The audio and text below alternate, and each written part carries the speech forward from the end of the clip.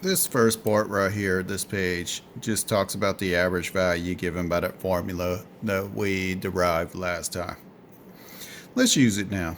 Find the average value of f of x equal to 16 sine of x over the interval from 0 to pi. Alright, f(a)(v)(e) according to my formula is 1 over b minus a times the integral from a to b of f of x. Alright, what's a and what's b in this case?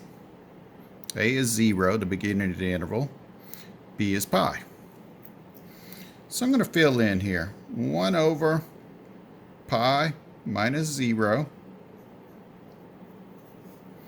times the integral from 0 to pi of f of x, which is this part, 16 sine of x dx.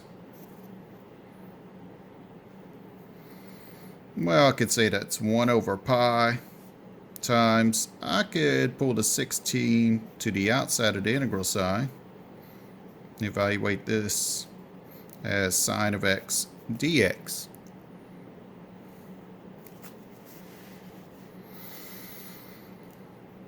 Well, on the outside I have 16 over pi times, how about the antiderivative of sine? Well, you might be thinking cosine of x is the antiderivative. But let's think about this.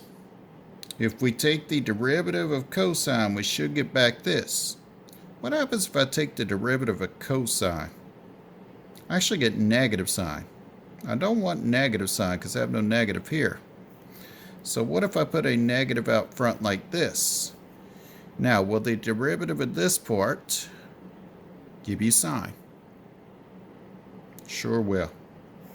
Let's put in my limits of integration from 0 to pi. Alright, I could factor that negative out and say that's negative 16 over pi. Then I have the cosine at pi minus the cosine at 0. Remember, you evaluate cosine at the upper limit minus cosine evaluated at the lower limit.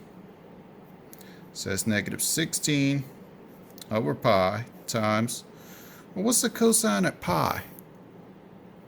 Well, over here is pi radians, right? Isn't it the point negative 1, 0? So the cosine is negative 1 minus, what's the cosine at 0? Well, the cosine at, or the point at 0 radians on the unit circle is 1, 0. So the cosine's 1. So what does it give me? Negative 16 over pi times negative 2. Or could I say that's 32 over pi?